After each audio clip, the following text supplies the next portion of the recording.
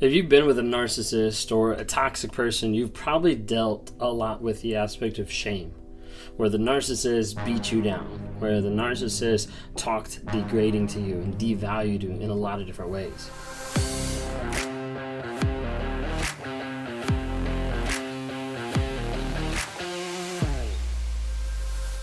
Narcissists oftentimes take that shame that they have of themselves or the actions that they've done and they project it on another person.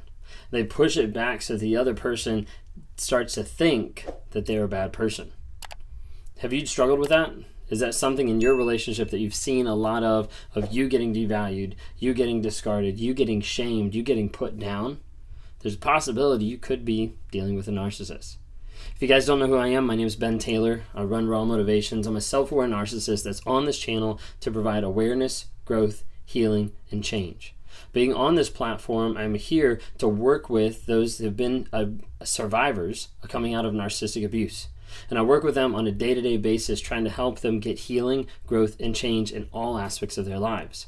Typically, we're working through aspects of the trauma bond, breaking free of that hold, that emotional tie that you have with another person that makes you feel crazy, that makes you feel like you don't understand what's going on. Up, down, right, left, you have no clue. All you're stuck in is that narcissistic fog that's clouding your vision, that's making you confused, that's making you wonder, should I stay? Should I go? Should I be with this person? Should I not? Is there any hope? Like, what am I doing? And a lot of times that confusion gets so great and so deep that people describe it as grasping for air. Like, you literally have no clue what you're looking for. You have no clue what you're trying to find. You just know something's wrong. In every aspect, everything that you've tried so far hasn't helped. You might be in a toxic relationship with a narcissist, with someone else that's dealing with the idea of putting you in a trauma bond, where you feel that pull. It's the idea of knowing in your mind, hey, I know this person is toxic. I know this person is not healthy for me, but I still want to be with them. I still want to give them a hug. I still want to call them. I still want to see them. I still want to interact with them. And it happens so often that people get stuck in that and they're not sure how to get out.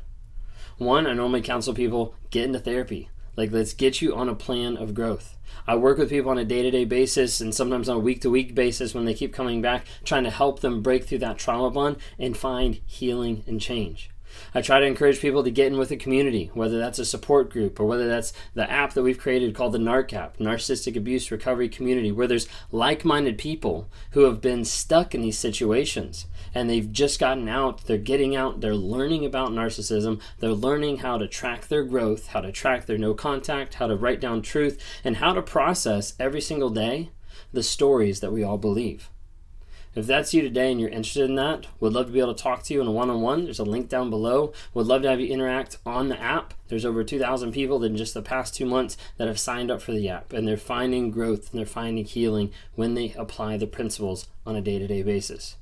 Today I want to talk about the aspect of shame and shaming, and really kind of two aspects in one sense. You have narcissism that has a lot of underlying aspects of shame. And then you have projection, where they give shame to a lot of different people. So what is shame? I want to read from a book really quick to talk a little bit about it. It's called The Narcissist in Your Life by Julie Hall. And it talks about shaming. I thought it was a good definition here. Often confused with its cousin guilt, which is the feeling of distress about something we've done. Shame is a feeling of distress about who we are. Simply put, guilt is, I did something bad, whereas shame is, I am bad. Narcissists rarely feel guilt, at least consciously, because they have the lack of emotional empathy and sense of responsibility for the behavior that triggers guilt. But as we discussed, they are tormented by shame. Being fundamentally ashamed of themselves, people with NPD are experts at playing the shame game with those around them. This is where they feel it, and then they also project it on other people. Shaming others is the narcissist's way of exercising their pain. By planting shame in other people, the narcissists, in essence, install a button they can press at any time to manipulate and punish those they seek to control. Those who love, care about, or otherwise look up to or rely on narcissists, such as children, partners, relatives, friends, employees, students, congregants, and others within their sphere of influence, are vulnerable to messages of shame. Because narcissists do not feel remorse for hurting people and abusing their power over others, but in fact they believe they are justified in doing so, they shame with abandon. Children of narcissists are more vulnerable to being ashamed because they are uninformed of beings who naturally love their parents and look to them for caregiving and validation of self and a sense of identity. A shamed child often carries false and deep damaging self-beliefs for decades, if not a lifetime. Narcissists shame others in seemingly endless ways, from the commonplace to the bizarre, and very often with no basis in reality. For example, a very intelligent child may be shamed as stupid. In fact, narcissists often shame others for things that are actually their strengths, such as a way to weaken them.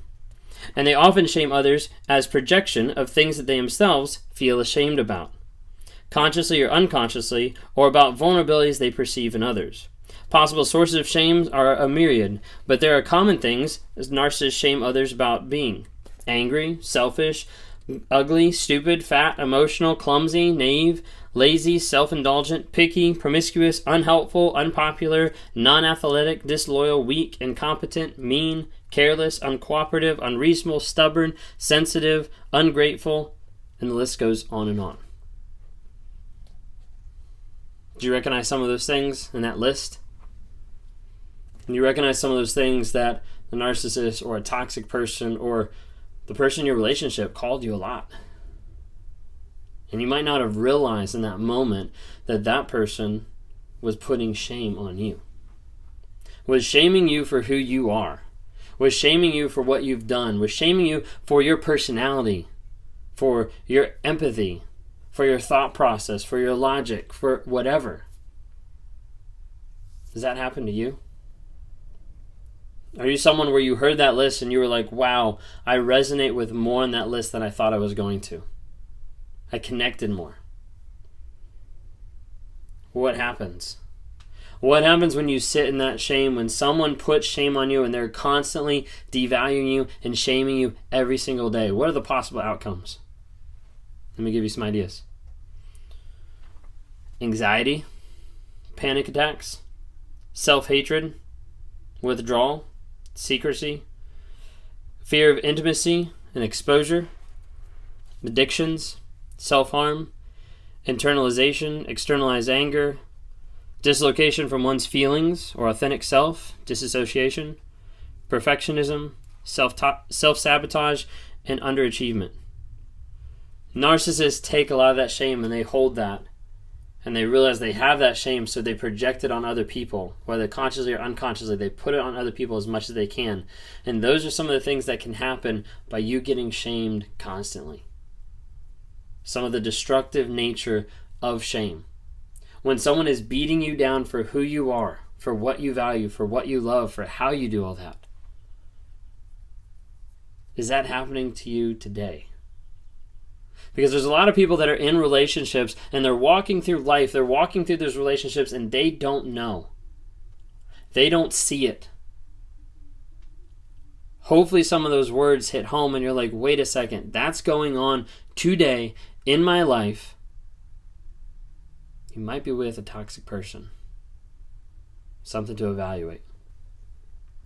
I'll leave you with an example here. In this book it says, when Peggy was 14, her father, a professor, told her that she needed to lose weight. To help motivate her, he convinced one of his graduate students, an obese man in his late 20s, to go on a competing diet with her. During weekly weigh-ins, Peggy and the graduate student would get on the scale and Peggy's father would mock whoever had lost weight and give $5 to the winner, pointing out how generous he was. Shame. People use shame in all different aspects. People use shame in so many different aspects, whether that's in the home, whether that's in school, whether that's in the workplace.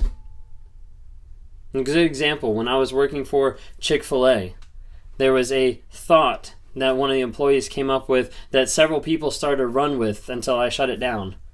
And that was like, wait a second, we should have a wall of shame. We should have something where people put what we do wrong so that we can get better. Now the thought process was there of like, hey, we want to continuously improve. How they wanted to implement it was completely toxic and completely awful to that company, to that culture, and ultimately to that store. Is someone putting shame on you? Do you resonate with that list? Has someone called you angry, selfish, promiscuous, unhelpful, unpopular, non-athletic, disloyal, weak, incompetent, mean, careless, uncooperative, unreasonable, stubborn, sensitive, ungrateful, ugly, stupid, fat, emotional, clumsy, naive, lazy, self-indulgent, picky? And the list goes on and on. If you're in a relationship where you're dealing with shame, take close inventory and be careful.